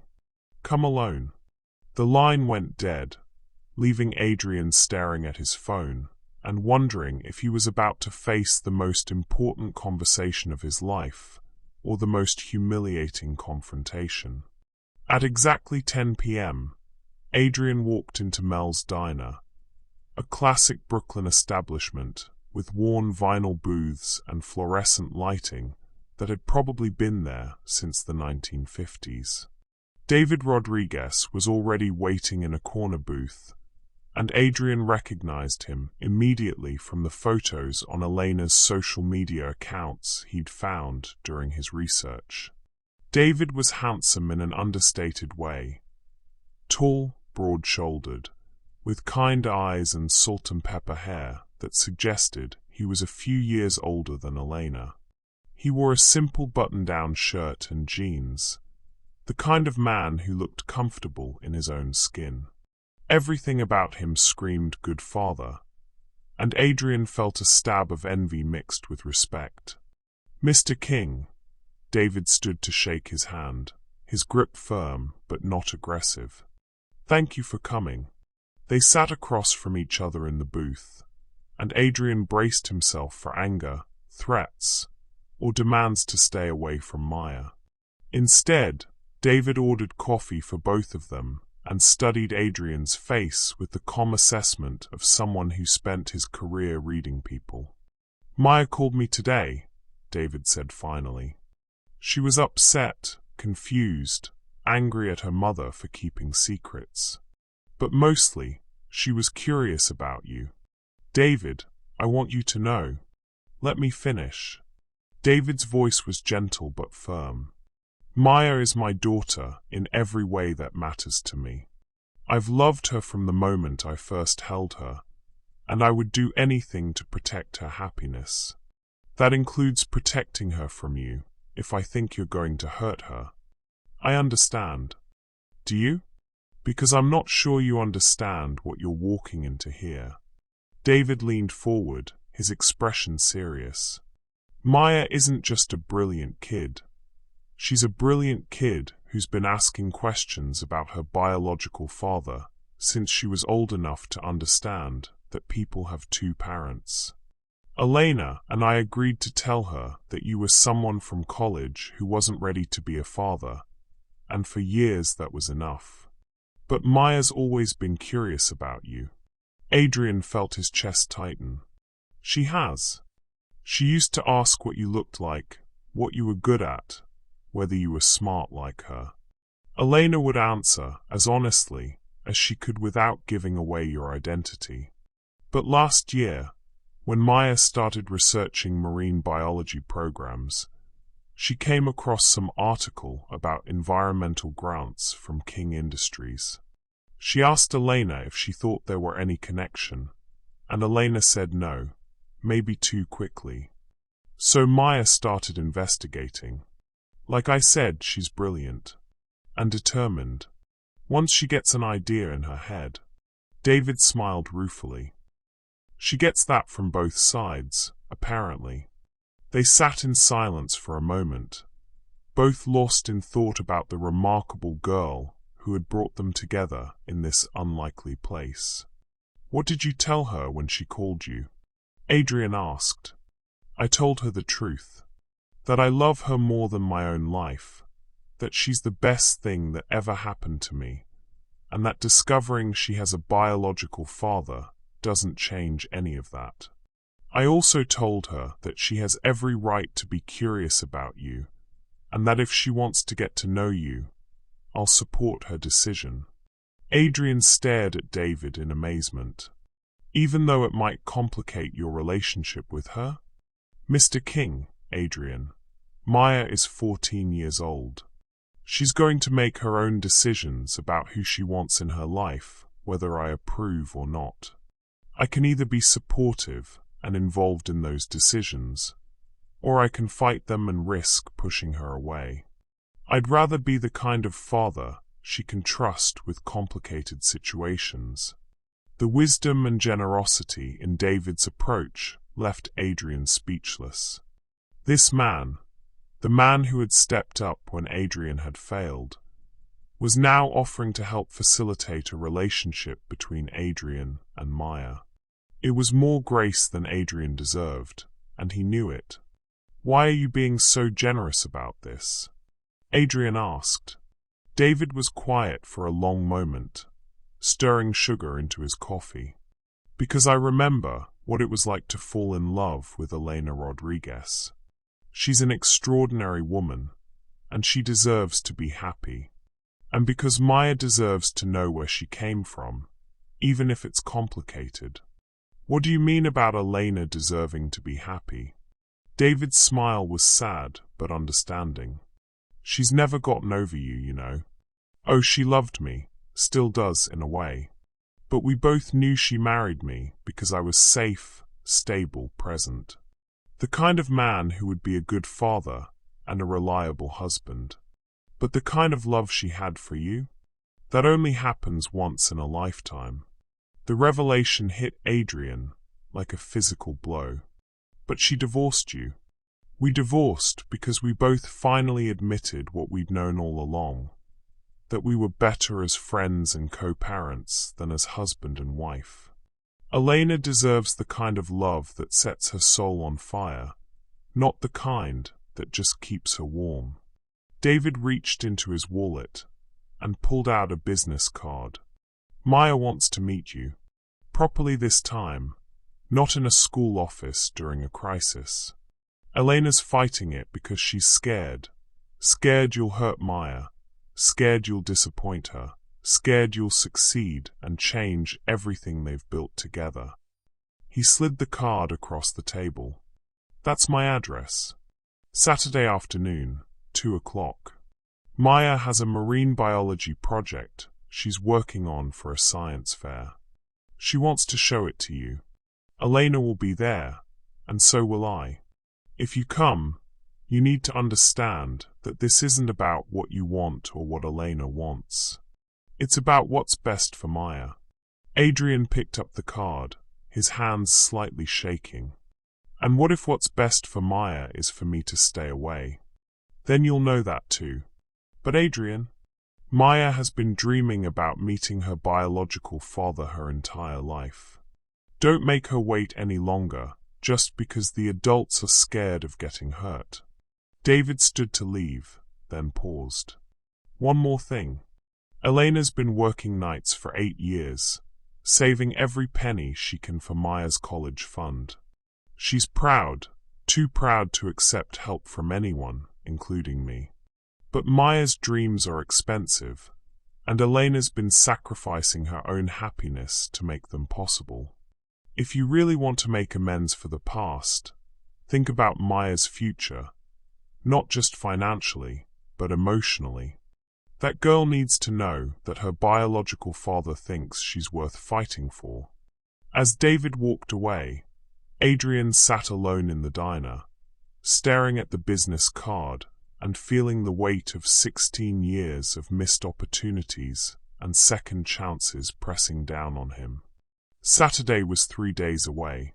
3 days to figure out how to be the father Maya deserved, how to earn Elena's forgiveness, and how to prove that Adrian King could finally become the man Adrian Vasquez should have been all along. For the first time in years, Adrian felt something he'd almost forgotten how to feel. Hope. Not for a business deal or a financial gain, but for the chance to be part of something infinitely more valuable than anything he'd ever built. The chance to be part of a family. Saturday arrived with the kind of perfect spring weather that made everything feel possible. Adrian had barely slept, alternating between rehearsing what he might say to Maya and second-guessing whether he should show up at all. He'd changed clothes 3 times, settling finally on dark jeans and a simple button-down shirt, something that said approachable rather than billionaire CEO. David's house was a modest 2-story colonial in a tree-lined Brooklyn neighborhood, the kind of place where children rode bikes on sidewalks and neighbors knew each other's names. Adrian sat in his car for 10 minutes, watching normal families live their normal Saturday lives, before finally working up the courage to walk to the front door. Elena answered his knock, and for a moment they just stared at each other. She wore a soft blue sweater and jeans, her hair loose around her shoulders, and she looked younger somehow, less guarded than she had at their coffee meeting. "You came," she said quietly. "Did you think I wouldn't? I hoped you would. For Maya's sake." Elena stepped aside to let him in. "But Adrian, before you meet her properly, we need to establish some ground rules." The house was warm and lived in, with family photos covering the hallway walls and the comfortable clutter that comes from real life rather than interior design. Adrian could see Maya in the pictures, gap-toothed grins from elementary school, soccer uniforms, science fair ribbons, and most recently, a photo of her at what looked like a beach cleanup, her face radiant with purpose. "Maya doesn't know you're wealthy," Elena said as they walked toward the living room. "She knows you're successful, but she doesn't know about the penthouse or the private jets or the fact that you could buy this entire neighborhood. I want to keep it that way until we figure out what kind of relationship you're going to have with her." "Elena, she already knows. She figured out who I am from researching King Industries. She knows your name and your company. She doesn't know the extent of your wealth, and I don't want her to. Not yet. I need to know that any relationship you build with her is based on genuine connection, not guilt or some need to assuage your conscience with expensive gifts." Adrian nodded, understanding the wisdom in her concern. "What else? David is Maya's father. He always will be. If you're going to be part of her life, it's as an addition to her family, not a replacement for it. Can you handle that?" The question cut deep because Adrian wasn't entirely sure he could handle sharing his daughter with another man, especially a man who had been everything Adrian should have been. But looking at the photos on the wall, seeing Maya's happy, confident smile in every single one, he realized that David's presence in her life wasn't a threat to Adrian's relationship with her. It was the reason Maya was the remarkable young woman she'd become. "Yes," he said, and meant it. "David's been the father she needed. I just want the chance to be whatever she needs me to be now." Elena studied his face, searching for sincerity. Whatever she saw there must have satisfied her, because she nodded toward the back of the house. "She's in the garage with David, working on her project. She's nervous about meeting you, by the way. She's been changing clothes all morning and reorganizing her presentation 3 times." The image of Maya being nervous about impressing him made Adrian's chest tight with emotion. "What should I expect?" "Expect to be amazed," Elena said softly. "And Adrian, don't try to be impressive. Just be real. Maya can spot insincerity from a mile away, and what she needs right now is authenticity, not performance." Elena led him through the kitchen and out to the garage, which had been converted into a combination workshop and study space. The walls were covered with marine biology posters, photographs of coral reefs, and charts showing ocean temperatures and acidity levels. In the center of the space was a large table covered with what looked like a scale model of a coastal ecosystem. Maya looked up as they entered, and Adrian felt his breath catch. Seeing her in the school office had been a shock, but seeing her here, in her element, was something else entirely. She wore a Save the Oceans t-shirt and had her hair pulled back in a practical ponytail, and she looked so much like Elena at that age that Adrian felt transported back in time. But when she spoke, her voice was entirely her own, confident, passionate, and slightly nervous. "Hi," she said, wiping her hands on a towel. "I'm Maya. I guess you're I'm not sure what to call you, actually." David, who had been adjusting something on the model, looked up and smiled encouragingly at Maya. "Whatever feels comfortable to you, kiddo." Adrian is fine, Adrian said, his voice rougher than he'd intended. Just Adrian. Maya nodded, then gestured toward her project with obvious pride. Do you want to see what I'm working on? It's a model of how microplastic pollution affects coastal ecosystems, with a focus on how it disrupts the food chain from phytoplankton all the way up to marine mammals. Adrian moved closer to the table, genuinely impressed by the sophisticated detail of the model. Maya had created different sections showing various stages of pollution impact, complete with data charts and computer simulations running on a laptop. This is incredible, Adrian said, and he meant it. How long have you been working on this? About 6 months. I started it for the regional science fair, but it's turned into something bigger. I want to present it to the city council as part of a proposal for stricter plastic regulations. Maya's eyes lit up as she talked, her nervousness fading as she lost herself in her passion. Most people think plastic pollution is just an aesthetic problem, like it makes beaches look ugly. But the real damage is invisible. Microplastics are being consumed by organisms at every level of the food web, and we're only just beginning to understand the long-term consequences. Adrian listened, genuinely fascinated, as Maya walked him through her research. She explained complex scientific concepts with clarity and enthusiasm, showed him data she'd collected from local beaches, and outlined policy solutions with the kind of strategic thinking that reminded him painfully of himself at her age. What do you think? Maya asked when she finished, and Adrian could see that his opinion mattered to her in a way that made his chest tight with responsibility and pride. I think you're going to change the world, Adrian said honestly. This is the kind of research that influences real policy, Maya. Have you thought about what you want to study in college? Marine biology with a focus on environmental policy. I want to work for NOAA or maybe the EPA, or start my own research foundation. Maya's expression grew more serious. The planet doesn't have time for us to wait until I'm older to start making a difference, you know? Climate change, ocean acidification, plastic pollution, these are happening now.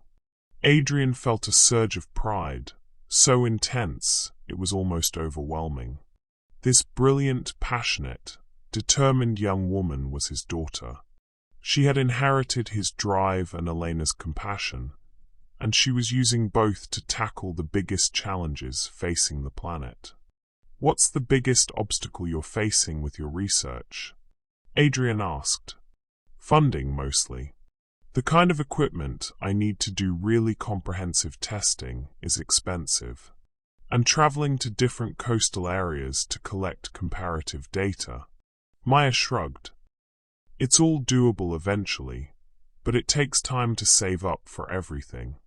Adrian's mind immediately went to solutions. The foundation he could establish, the equipment he could buy, the research opportunities he could provide. But Elena's warning echoed in his head, and he forced himself to think smaller, more personal. What if you had help? He asked carefully. Not just funding, but collaboration. People with experience in research, policy, maybe some connections in environmental organizations. Maya's eyes widened with interest. That would be amazing. But why would anyone want to help a 14-year-old? Because age doesn't matter when you have ideas this good, Adrian said. And because sometimes the most important changes come from people who are young enough to think differently about old problems. David had been watching the interaction with a small smile, and now he spoke up. Maya, why don't you show Adrian the presentation you're preparing for the city council? For the next hour, Adrian watched his daughter present her research with the kind of poise and passion that would have impressed a room full of seasoned scientists.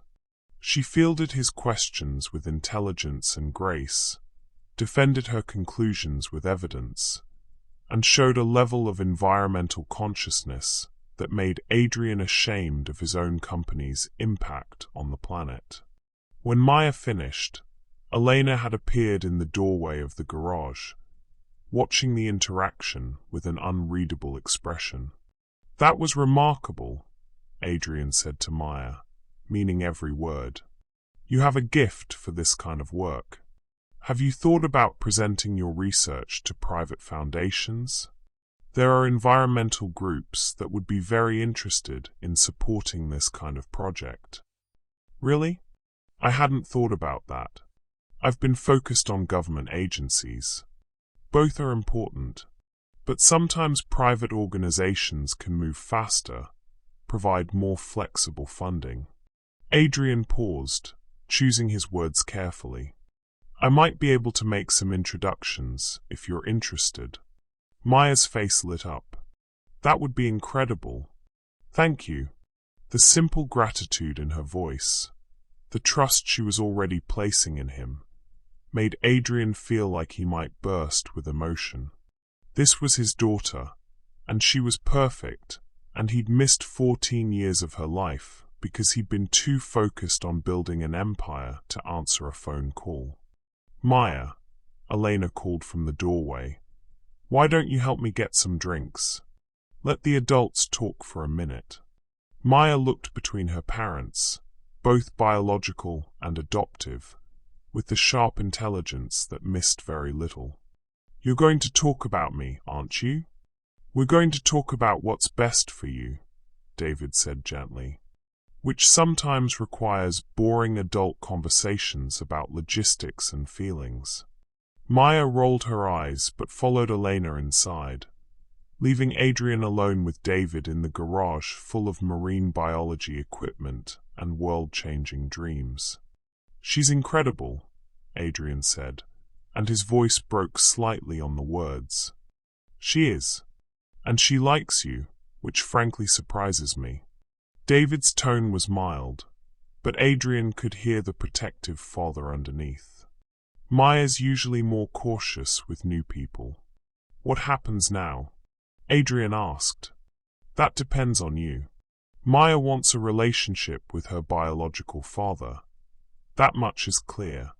Elena's terrified you're going to hurt Maya the way you hurt her. And I'm trying to figure out how to support my daughter's choices while protecting her from potential disappointment."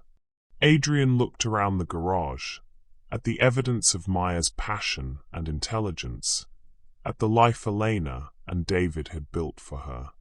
"I want to be part of her life.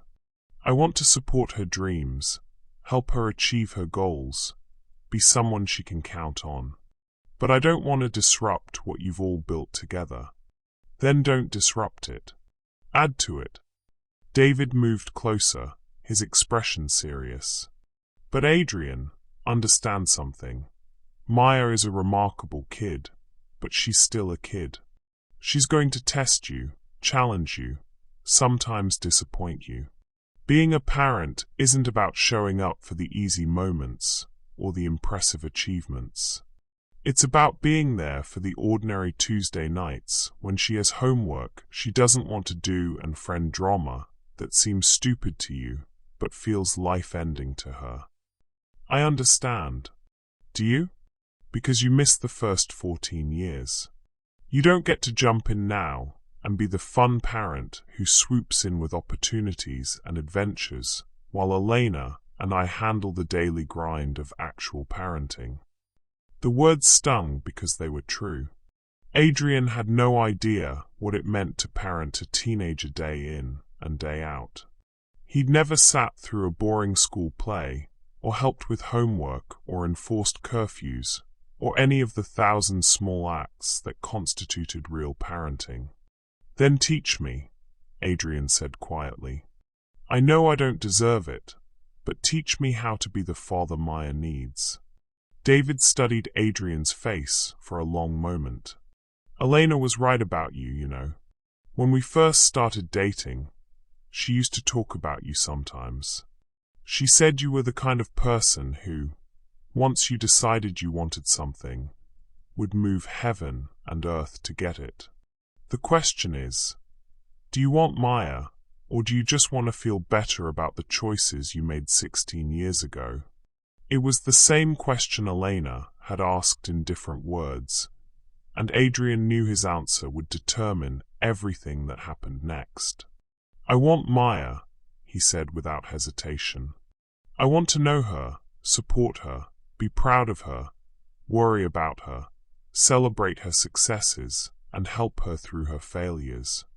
I want to be her father, even if I don't deserve the title, and even if it's complicated, and even if I have to share that role with you. David nodded slowly. Then we'll figure it out. All of us together. But Adrian? Yeah.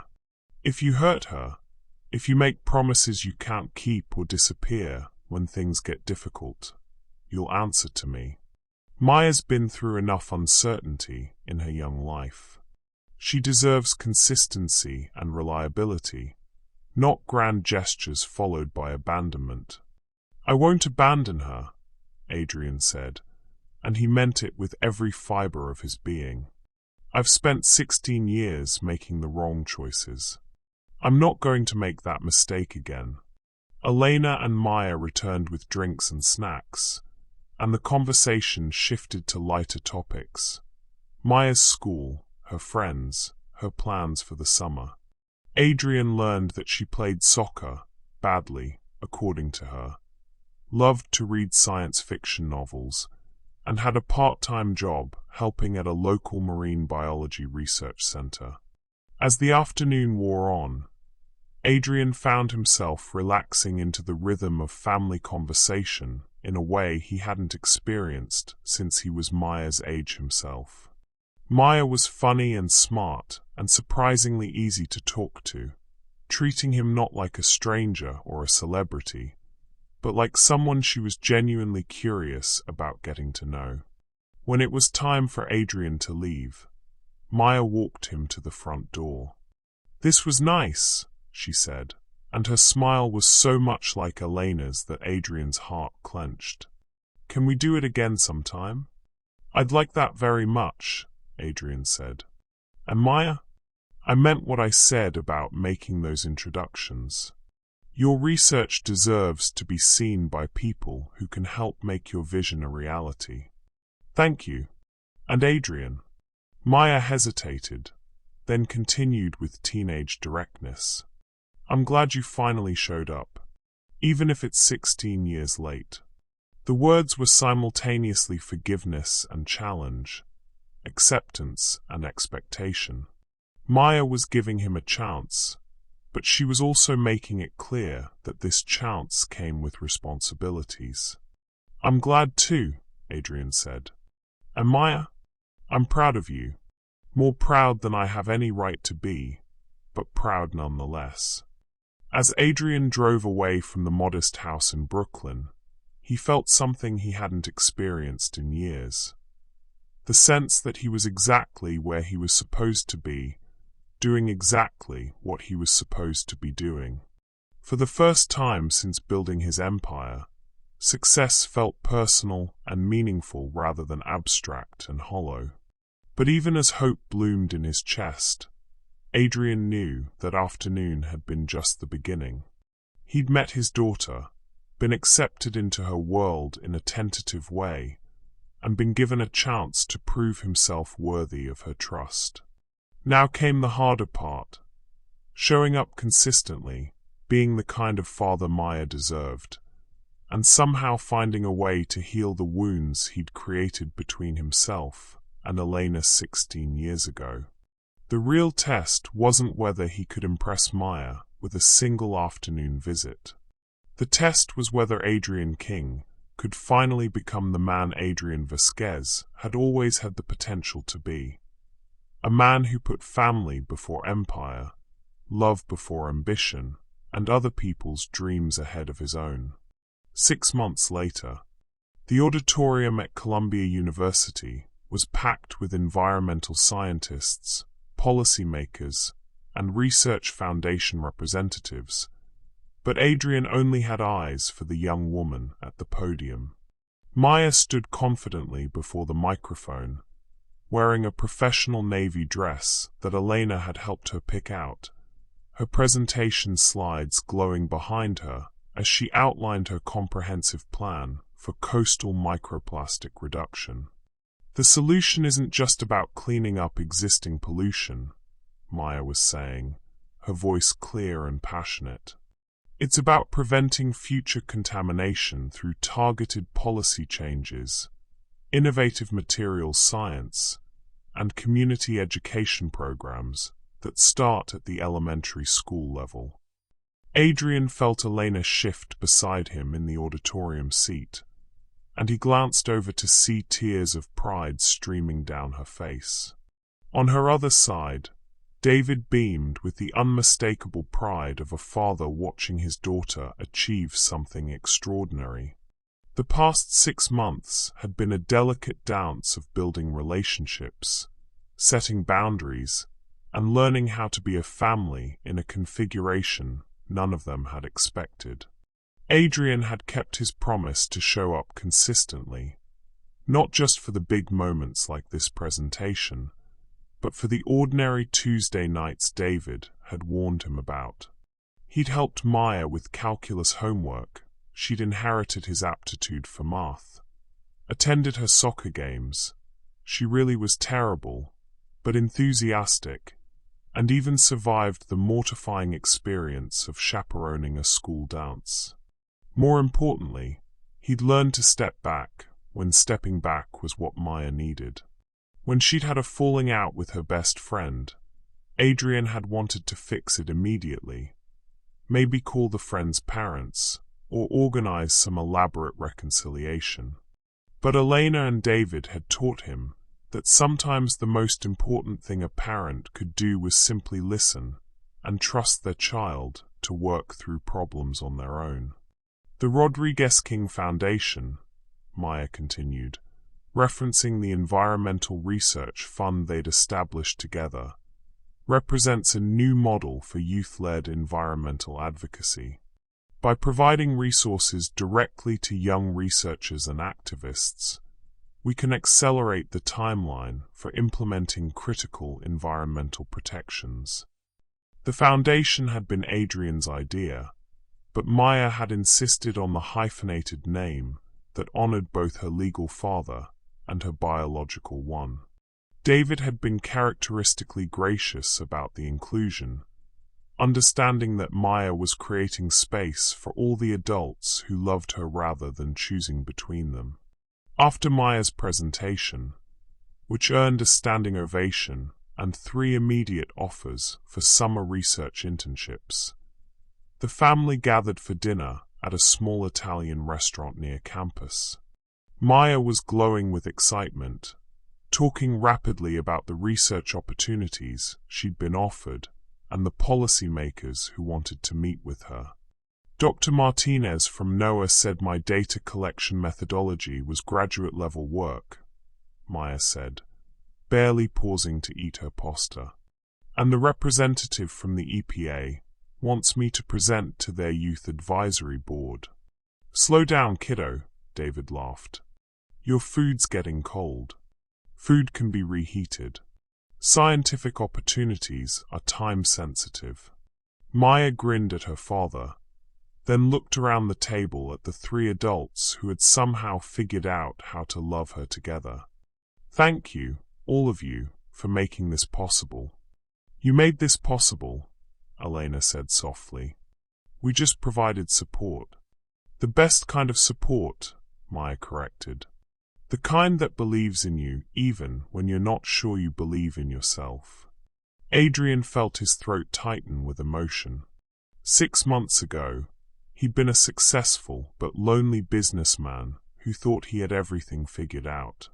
Now he was part of something messy and complicated and infinitely more valuable than anything he'd ever built. After dinner, Elena and Adrian walked together while David drove Maya home. a routine they'd developed over the months that gave Elena and Adrian time to navigate their own complicated relationship. "She was incredible tonight," Adrian said as they strolled through the quiet campus. "She's always been incredible. You're just finally getting to see it." Elena's tone wasn't accusatory anymore, just matter of fact. They'd moved past blame and recrimination, finding their way to something that wasn't quite friendship, but wasn't quite romance either. Something uniquely their own. "Elena, I need to tell you something," Adrian said, stopping beside a bench overlooking the river. "I've been thinking about making some changes. To the company, to my life." Elena turned to face him, her expression curious but cautious. "What kind of changes?"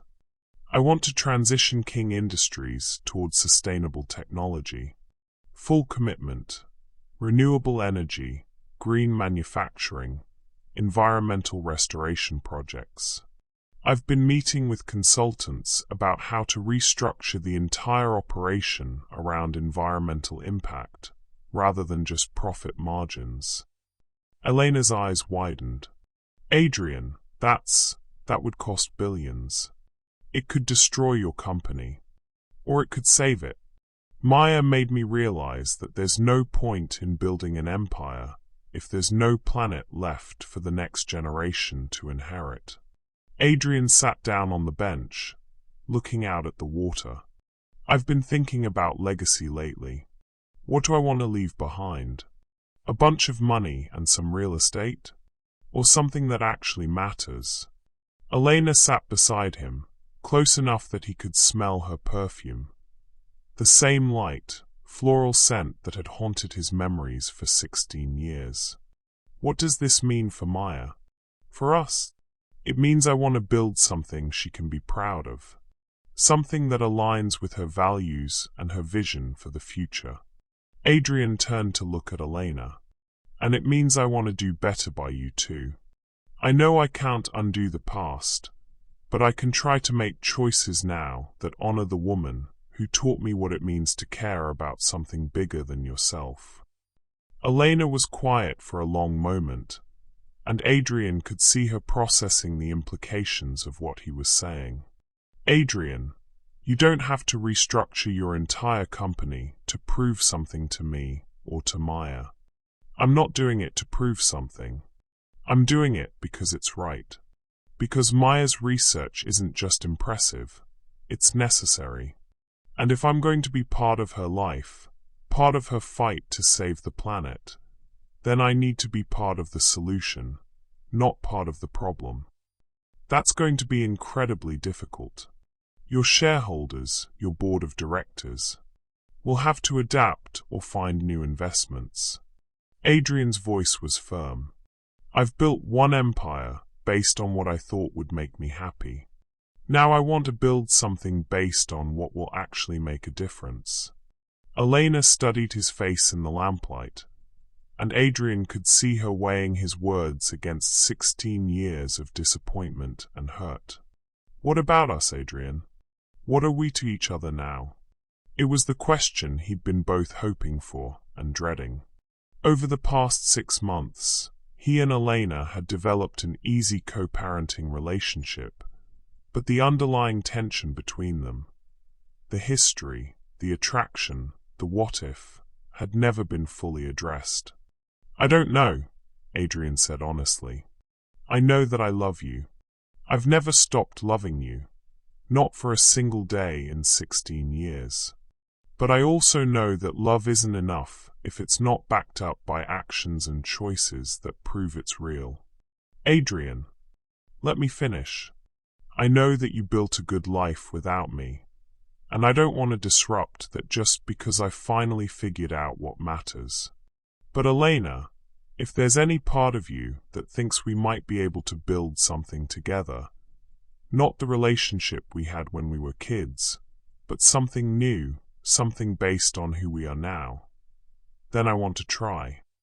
Elena was quiet for so long that Adrian began to think he'd miscalculated, pushed too hard, asked for more than she was ready to give. But when she finally spoke, her voice was soft and uncertain. "I'm scared, Adrian. I'm scared that you'll choose your ambition over us again. I'm scared that Maya will get hurt if this doesn't work out. I'm scared that I'm not the same person you fell in love with 16 years ago." "You're not the same person," Adrian agreed. "You're stronger, wiser, more beautiful than you were at 18. You're a mother who raised an incredible daughter, a woman who survived divorce and financial struggle and came out the other side with your compassion intact. You're everything I dreamed you could become, and more than I dared to hope I might deserve." Elena turned to face him fully, and Adrian could see tears glittering in her eyes. "What are you asking me, Adrian?" "I'm asking if you'll give us another chance. Not the kids we were, but the adults we've become. I'm asking if you'll let me spend the rest of my life proving that I can be the man you and Maya deserve." Elena reached out and touched his face, her fingers tracing the lines that success and loneliness had carved there. "What about Maya? What about David? This affects all of us. Maya already knows how I feel. She's been not so subtly suggesting that her parents, all three of them, should figure out how to be happy. And David?" Adrian smiled. "David told me last week that he wants you to be happy, even if that happiness is complicated. He really is a good man. The best. And he'll always be Maya's father, Elena. I'm not trying to replace him or compete with him. I just want to add to Maya's life, not take anything away from it." Elena was quiet again, but this time Adrian could see her hope warring with her fear. When she finally spoke, her voice was barely above a whisper. "I've spent 16 years telling myself that what we had was just first love, just teenage intensity that wouldn't have lasted anyway. But seeing you with Maya, watching you try so hard to be the father she needs." Elena took a shaky breath. "I think I was wrong. I think what we had was real, and I think it could be real again." Adrian felt his heart stop, then restart with a rhythm that felt entirely new. "Elena, are you saying?" "I'm saying yes. Yes to trying again. Yes to building something new together. Yes to being scared and doing it anyway, because Maya deserves to see that love is worth fighting for." Adrian cupped Elena's face in his hands, looking into the eyes that had haunted his dreams for 16 years. "I love you, Elena Rodriguez. I loved you when we were 17. I loved you when I was too stupid to choose you. And I love you now with everything I've learned about what real love means. I love you too, Adrian. Always have, always will." When they kissed, it felt like coming home and starting a new adventure at the same time. It was the kiss of two people who had loved and lost and found each other again, who understood that second chances were precious and rare and not to be wasted. 1 year later, the wedding was small and perfect, held in David's backyard with Maya serving as both maid of honor and best man. Because gender roles are arbitrary, and this family doesn't do anything the traditional way anyway.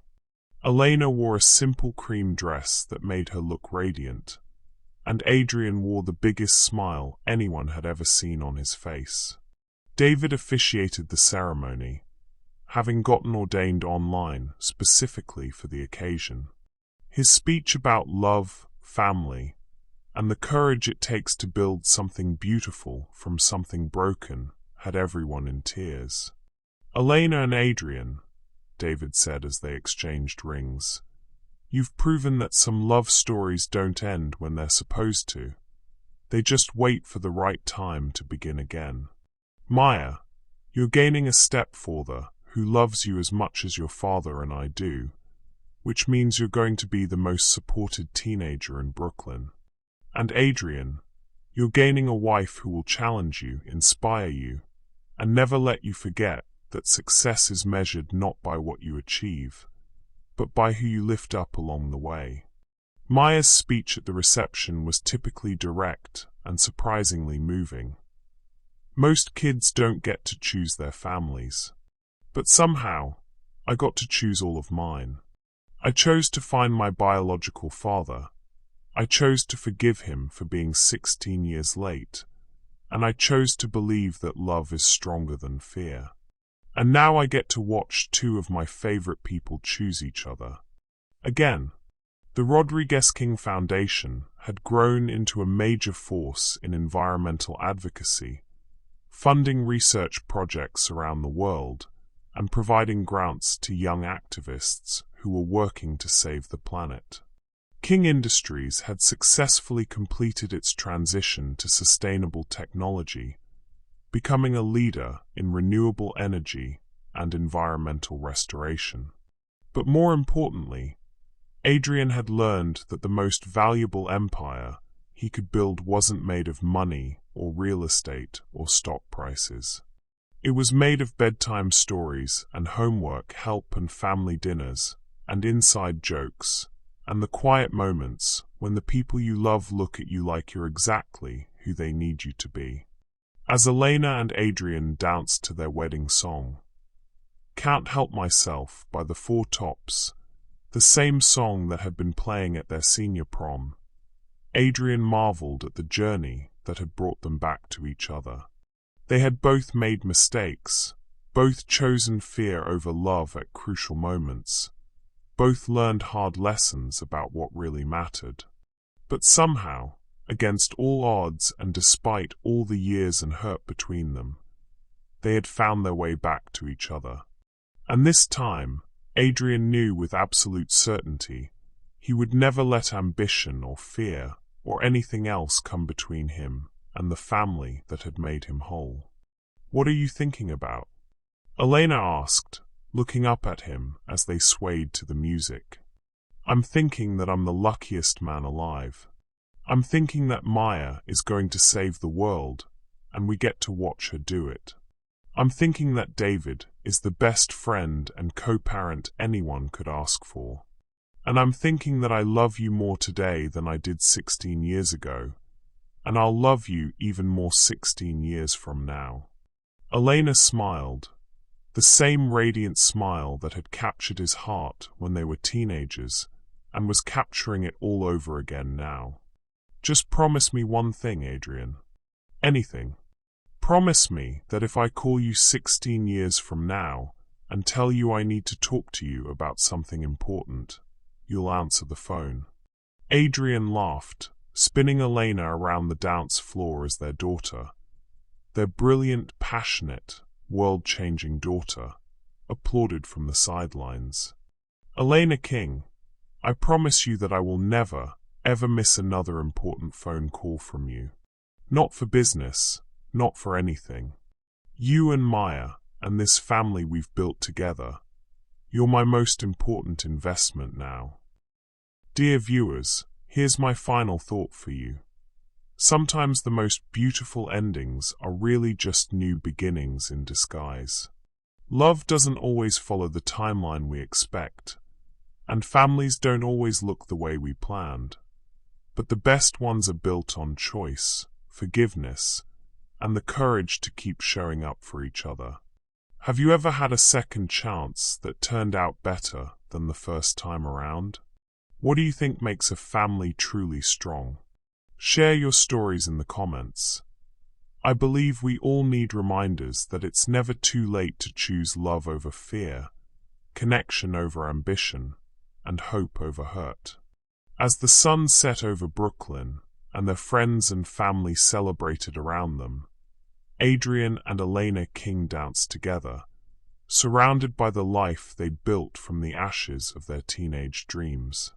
It wasn't the life either of them had planned, but it was perfect in all the ways that mattered. And in that moment, surrounded by love and laughter and the promise of tomorrow, Adrian finally understood what success really meant. It wasn't about conquering the world. It was about finding the people who made the world worth conquering for, and then choosing them every single day for the rest of your life. The billionaire who had once thought he needed to own everything had finally learned that the only thing worth having was the thing he'd almost lost forever. A family to love, and the wisdom to put them first, no matter what. Thank you for watching this story to the end. If you enjoyed this story, you will surely love the next one. It is as interesting, and even more intriguing than you can ever imagine. So do check it out.